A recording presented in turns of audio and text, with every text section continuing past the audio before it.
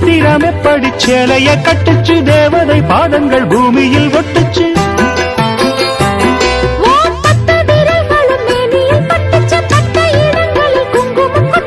நித்தம் இரவினில் வித்தை படிக்கையில் ரசிச்சு பழகும் அழகு